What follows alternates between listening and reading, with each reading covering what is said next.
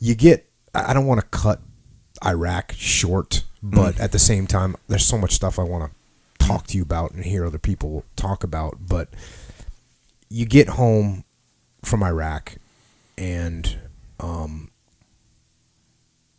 you go back to your kind of normal day to day. You said you saw some stuff, but it wasn't like a major psychological effect that you noticed out of the gate. You came home. Hey, that was my job. I did my job. Next call you get, big call, is to go to Sri Lanka, which you mentioned briefly there. And in Sri Lanka, you were going because of the horrible tsunami that hit on Boxing Day, and Americans don't know what Boxing Day is. That's a day after Christmas in England. Hit on Boxing Day, and you get the call to go out to Sri Lanka and shoot. Yeah, that was. I remember the desker working on Boxing Day called me, and I was round at my parents' with my kids, and we were all just about to start opening Christmas presents, and she said, "Kieran, you need to get on a plane and you need to go to Colombo literally straight away." And I said, "Why?" And she said, "Well, have you not heard?" And I said, "Heard what?" And she said, "Turn on the TV." So I turned on the TV, and it was like a 9/11 moment. When you're sitting and you're looking, you just think, I had no idea. And by the way, just to kind of give some basic facts on this, the tsunami that hit the Indian Ocean had the approximate energy of 23,000 Hiroshima atomic bombs. It was a magnitude 9.0. The rupture was 600 miles long. It displaced the sea floor by 10 yards. 600 miles, 10 yards. So trillions of tons of rocks moved. It's the largest earthquake in 40 years. And within hours, the killer waves started arriving. And unfortunately, because of lack of communication and no warning systems in place, people were just they weren't prepared for it throughout Asia. And they just got crushed. Absolutely crushed. And you said a 9/11 moment, which I understand where you're coming from a psychological standpoint of, hey, I know what I was doing at this point on September 11th. Well, September 11th was 4,000, maybe 5,000 Americans killed. The tsunami resulted in almost 250,000 dead. I mean, just massive destruction. And you got the call. So you got the call. And it just happened to be because I was the guy on call for Boxing Day. So it could have gone to any photographer in London. Reuters had there were photographers that had gone to Banda Aceh and other places, and they needed somebody to go to Sri Lanka because they had an idea that Sri Lanka had been pretty badly hit. And because it was my name on the sked for Boxing Day, that's why I got the call. And I ended up going out the following, I think it was the 27th. I flew out, and just one of those stories where you have to hit the ground running. So you're off the plane, you get through customs, and you're straight into a car, and you're into the office, and you're speaking to the bureau chief there, and you say, right, I'm here, so where am I going? And they are still trying to figure out what's happened and where the most severe damage is, and pretty much most of the coastline of Sri Lanka had been hit, so it didn't really matter where you went, you were always going to find something. So they were trying to, I said, I really want to get over to the other coast. I don't want to get over to this, stay here where all the tourists come. I want to get over to the other side. So we were literally trying to find a helicopter that would get me straight over there. But in the meantime, while they were trying to work that out, I just got in the car and I just drove down from Colombo, just straight down through Gaul to just see what was going on, and again to get something under my belt. And I just started shooting, and then came back to the office. Had you ever been to Sri Lanka before? I'd never been to Sri Lanka, no. So got back to the office, and I said, listen, what's happening with the chopper? And they said, well, it's not really happening, but there might be a government minister that's going to go across. So myself and a journalist got in the car, and we went to the government minister's office, and he was going to get in a chopper and get over to the other side, the other coastline. But before he did that, we were going to sit down and have lunch. And I was just thinking, okay, listen, do you know what? I really don't want to sit here and have lunch. Why don't we just get in that chopper and get going? But we had to go through this whole rigmarole, and then eventually we got to the chopper, and we got up for about 3 minutes, and a storm front came in. Chopper came back down. So that was that avenue of getting across, and we would have been there in an hour. So we had to work out another way. So we drove to Kandy. In one of those, we found a guy who drove us from Colombo. He drove us all the way through the centre of Sri Lanka to Kandy, and we got to Kandy, and I remember that was New Year's Eve when we got there, myself and the journalist, and coincidentally the journalist that was with me, she was flying back from a holiday, and she'd heard about the tsunami, and she stopped off in Sri Lanka. She was a lobby journalist that worked for Reuters, but so she was used to dealing with the politicians, and she just said, listen, I'm a journalist, and this is a story that I need to cover. So she came in and she said, listen, and I knew her, and I said, wow, what are you doing here? And she said, well, I can I be of help? So I said, let's go, and we got in this car and we went, and she had such an amazingly fresh take on a story like that, purely because she was used to covering lobby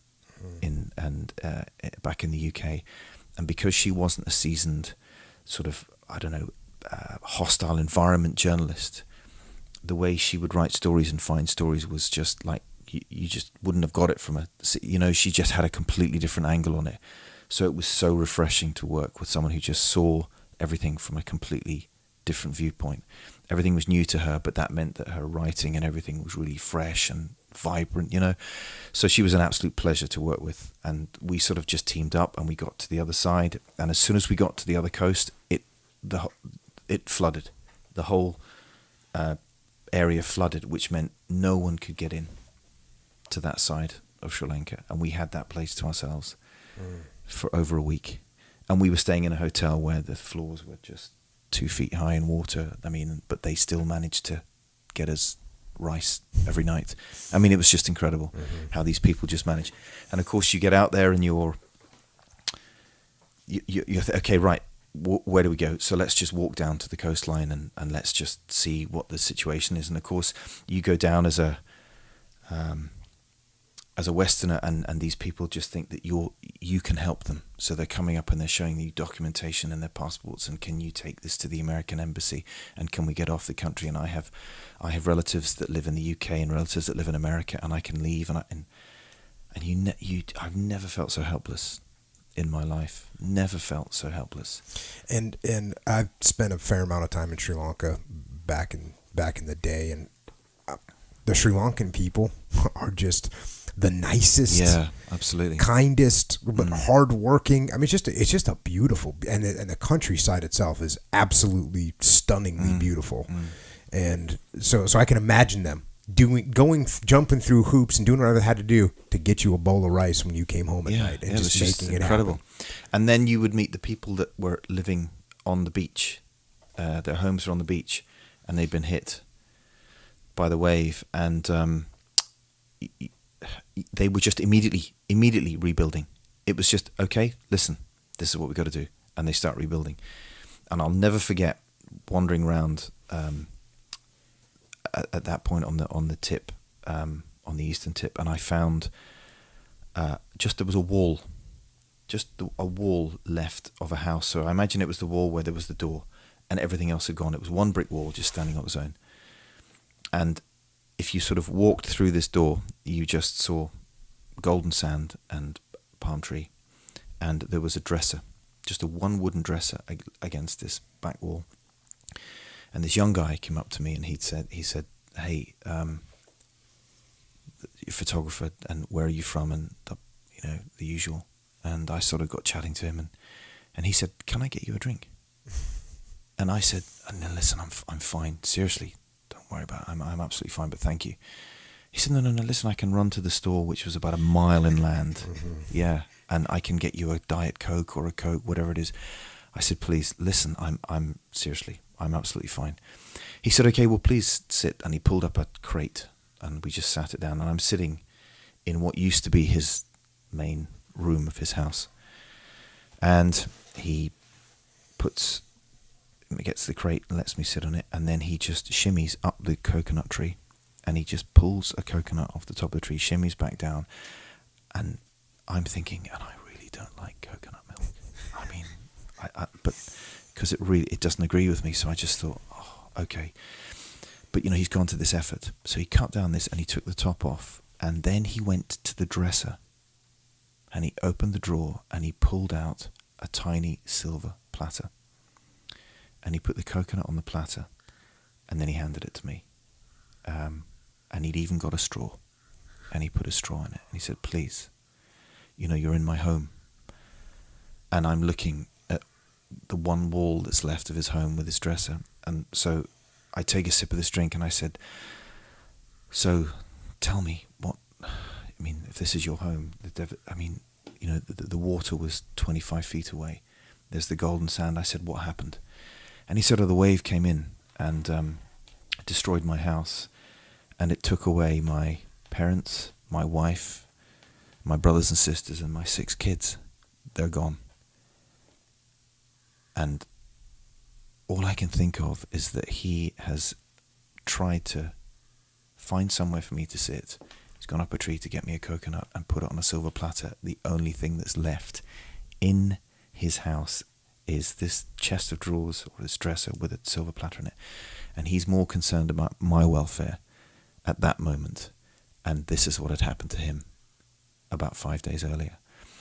And I remember thinking, when I got back from Sri Lanka, I couldn't stop thinking about that conversation. And I think that was the time when it really hit me.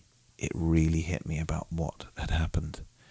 And I can't even begin to describe. I think I had a numbness similar to the sort of numbness that I'd had in Iraq.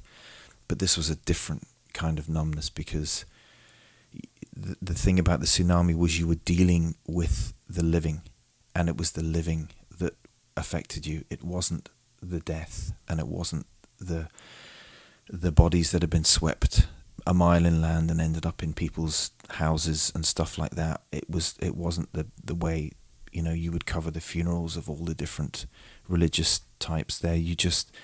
It's when you're speaking to the people that survived that it was a real leveler, and well, that just about sums up my that story about that guy. I mean, first of all, anybody that hears that story has to think to themselves, am I really doing the best I can to, number one, have a positive attitude, number two, put other people before me? I mean, what a saint. I mean, that's just unbelievable. Yeah. And I remember actually, as you were telling that story, I remember that when I was in Sri Lanka, there was guys that, they had been fighting a war against the Tamil Tigers for many years. And so that's who we were working with, these guys. And they would be telling these war stories and they'd be showing you, there's a guy that couldn't move his arm, right? He got shot in the arm with an AK-47. So now he was working as like a secretary in the army. And he's just got this big smile on his face. And he's telling me, yeah, and I got shot and now my arm doesn't work. But, being a secretary is a pretty good job too. And it's just good to still be in the army. And you just have this feeling, probably the similar feeling that you have, where you're just looking at these people and you're saying, how can you be so happy? Yeah. And why can't I be that? I want to be that happy. But it's just so impressive, and it puts everything in so much perspective. When you hear about somebody that's lost that much, that's going to climb that tree. That's going to climb that tree for somebody else, even though they've lost everything themselves. It is humbling, so incredible. Humbling. Yeah. So did you when you came home, and you tell me about this earlier? And you were just kind of getting into it. I mean, you felt like after Sri Lanka, you go to Iraq and you see the war, and that's one thing. And like you said, you're dealing with the dead, and you're seeing people that were killed, but now you're dealing with the what's left behind. And you said that really had more of an impact on you than Iraq did, or than Northern Ireland did. Yeah. Did you? How did you deal with that? Well, the Reuters policy is that when you arrive back from a situation like that, your line manager hands you a number, quite discreetly, and says, "There's a number there if you need to call it." And it's a sort of a helpline. It's sort of, you'll talk to a professional about what you've been through, and it's a sort of way of, I imagine in the art would be a debrief. It's a sort of a thing that just sort of, you get that you start to talk about what it is and I don't know, I've never been in a situation like that, so I don't know what happens, but I remember thinking, I'm fine, I don't need that at all. Again, I couldn't have been more wrong. And I had nightmares for, maybe a couple of years afterwards, really, really bizarre nightmares that involved cameras and involved tidal waves. The sort of the mix that was going on. If I was to sit down and talk to a professional about it, they might find it really interesting what was going on in my head. But I came back really angry. I remember coming back really angry, for the main reason being that I was coming back to my comfortable home, and I thought about those millionaires living on the riverbank in London, and I thought, well, whatever happened if the Thames suddenly it just completely flooded, the barriers broke, and just water just whoosh.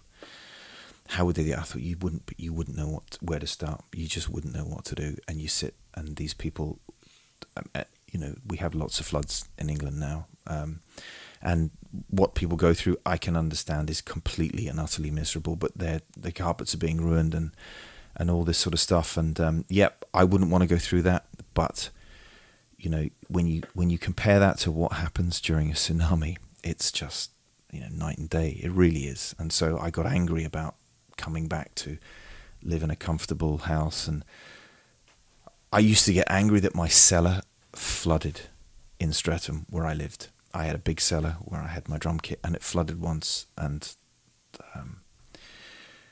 my wife Tia, she was down there with my daughter, and she ended up pulling my drum kit out of 3 or 4 inches of sewage water that had come into, and I'm responsible for her hurting her back, because she should never have done it, but she was trying to get all my equipment off the floor. And I remember being so angry that my cellar had flooded, and then you go to somewhere like Sri Lanka and you think, actually, come on, let's put this in perspective. The anger, I think it took a while to, maybe if I'd taken my line manager's advice and rung that phone number, I might have been in a different place, and it might have I might have got to a different place a lot quicker, but I didn't. And I thought, I can handle this. And even while I wasn't handling it, I didn't know I wasn't handling it. I just thought, this is normal, that you come back from these events and just yak at your wife, who is dealing with 3 really small kids, and there's you in one ear, as given it all this about your dreams and flooding and this and that, and I'm really annoyed, and I should have stayed out there longer, and why did they bring me back so early? I had so many other stories lined up, and of course, it then dawned on me, that actually my wife was my psychiatrist, and to be fair, she wasn't actually having to say anything, she was just listening, and it was a case of me needing to just get all this stuff off my chest, and I would just pick the bizarrest moments to do it, but something would pop into my head, and then I'd have friends round, and something would set me off, and and another thing, and it was a bit like that. So yes, I would say, if maybe I'd been sort of clinically diagnosed. They would have said, you're suffering from some post-traumatic stress. And I didn't experience that after Iraq, and I don't know why. I think maybe it was because I thought of war as completely different to what you would maybe categorize as an act of God. So that, in a way, I found quite interesting. Or was what happened when I got back from the tsunami a culmination of what happened in Iraq? But I'd been to Iraq, and at the end, in between Iraq and the tsunami, I had spent 9 weeks in Australia photographing the Rugby World Cup. And that was a pretty good gig, and I'd had a great time. So there was that sort of huge job in between these other two huge jobs, and I'm wondering maybe the distraction, had helped. You know, maybe I was too busy thinking about something else. I was 9 weeks on a tour in Australia, an amazing country, having a great time shooting the Rugby World Cup, which England then went on to win. So it was. I don't know. And to this day, I'll never know. But dealing with that, and it was interesting because I was working for the BBC in Dubai in 2010, and I was working with a producer, and there was a series called Human Planet, and I was out there shooting stills for the book that was going to come out with the series, and we were out with this falconer in Dubai, a South African guy with who trained falcons, and it was the end of the shoot, and we were out, and we were having a meal, and the producer asked me. He said, "Oh, Kieran, you've got some, incredible stories. Why don't you tell him the story about the tsunami?" And I thought, wow, that's a really bizarre thing to start talking about at the end of a meal where we're celebrating finishing a shoot. But I obliged. And I can't even remember. I started talking, and the whole table just went, utter silence. I mean, they were enthralled. Mm-hmm. But in the end, the producer came up to me afterwards, and he said, "I'm really sorry that I asked you to talk about that, because," he said, "I can see that every time that you must talk about it, you lose a piece of yourself. You know, it's so entrenched in you that when you talk about it, you're giving part of yourself away." And he said, "And I really apologize for putting you in that position." And that had never occurred to me, that was happening. But he could tell that by watching how I was talking about it, I don't know if that's the case now, but I don't tend to talk about it purely because it was 2004, and, a lot has happened between then and now, and so it's not something that I sit down with on a regular basis and talk to people about. So, but I can imagine that even now, probably at some point, it's probably just a tiny bit, maybe similar, but not like it was closer. But that was 2010. That was 6 years afterwards, and he still spotted that it was, still very high in my sort of psyche. Yeah, I think it's somewhat therapeutic to talk about these things. Yeah, I totally agree. And I think the more you talk, if that guy asked you the same question once a week, and you told that story once a week, and you got more in depth with it and got your hands wrapped around it, I think that's good for you. And they talk about that too. The veterans in World War II, when you came home from World War II, first of all, you'd been at war for 3 or 4 years, and when you came home, you got onto a ship with a bunch of other guys that just did what you did. And what did you do? You talked through stuff. You told stories. You cried. You let it out. And by the time they got home 2 weeks later, they just had this therapeutic session, right? And that's why they said that these guys recovered a lot better. Well, in Vietnam, you're in the middle of the war. And then one day, your tour is up of 365 days. You get on a plane, and 24 hours later, you're sitting in Main Street, USA. You didn't debrief anybody. You didn't talk to anybody on the way home. You just went from that environment to the normal environment. And as one of my SEAL buddies said one time, "I can't believe in 24 hours we're going to get inside of an aluminum tube, and then we're going to be back home." And that's true. So I think if you can find your friends or people that you can talk about these things with, it helps you. And that's what you said too. When you told Tia, your lovely wife, what was going on, that's how, and all she did was listen. She didn't have to she didn't all she had to do was listen and let you explain those thoughts. Yeah. Rough.